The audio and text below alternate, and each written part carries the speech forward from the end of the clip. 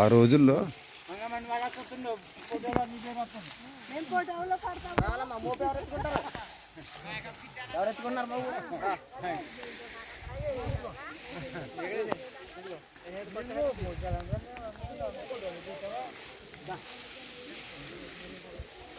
ఎక్కడి నుంచి వచ్చారమ్మా? మూడు పొలమా?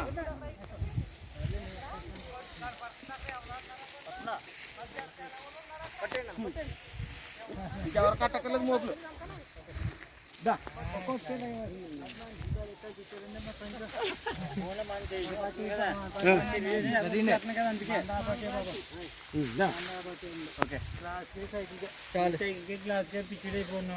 Okay thank you.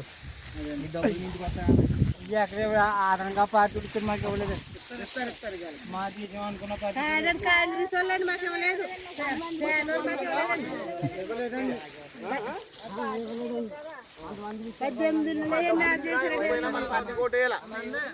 ఎందుకండి వాళ్ళ ఒక్క డబ్బులు చూసామనుకోండి తలకాయ పోట్లు ఎందుకులేండి.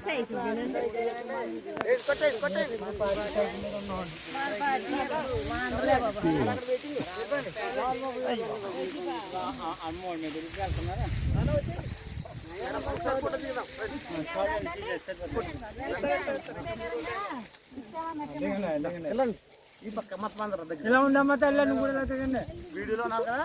వీడు రన్నింగ్ రామండి. ఎదురాడ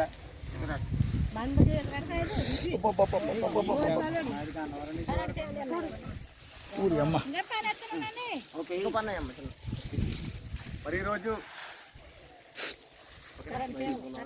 కరెక్ట్గా యాక్సిడెంట్ అయిన దాని మీద కొడుతుంది. ఈరోజు ఎలా అవుతుందా?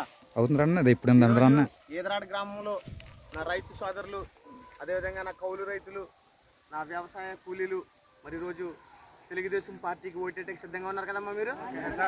గతంలో కూడా మీరు తెలుగుదేశం మన బడుగు బలహీన వర్గాలు మాత్రమే ఈ రైతు కూలీలుగా ఉంటారు, కౌలు రైతులుగా ఉంటారు.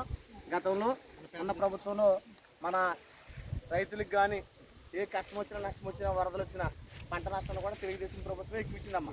అవునండి. ఈ వైఎస్ఆర్ కాంగ్రెస్ పార్టీలో రైతులను పూర్తిగా నాశనం చేసింది, రైతు కూలీలు నాశనం చేసింది, భవన నిర్మాణ కార్మికులు నాశనం చేసింది. ఒక సిమెంట్ పని చేసుకునే వ్యక్తులు కూడా ఈరోజు చాలా బాధపడ్డారు ఈ ప్రభుత్వంలో. పెయింటింగ్ పని కానీ కార్మికులు కానీ అందరూ కూడా ఇబ్బంది పడ్డారు. ఖచ్చితంగా రాబోయే మే 13వ తారీఖున మన రాజోలు నియోజకవర్గం ఎమ్మెల్యేగా పోటీ చేస్తున్నటువంటి శ్రీ దేవ వరప్రసాద్ గారమ్మ, ఆయన రిటైర్డ్ ఐఏఎస్గా కలెక్టర్గా చేసి ఈ రాజోలు నియోజకవర్గంలో ఒక గ్రామానికి చెందిన వ్యక్తి, రాజోలు ముద్దుబిడ్డ. మరి ఆయన ఉద్యోగం అనంతరం ఈ ప్రజలకు సేవ చేయాలని చెప్పేసి ఎమ్మెల్యేగా పోటీ చేస్తూ ఉన్నారు.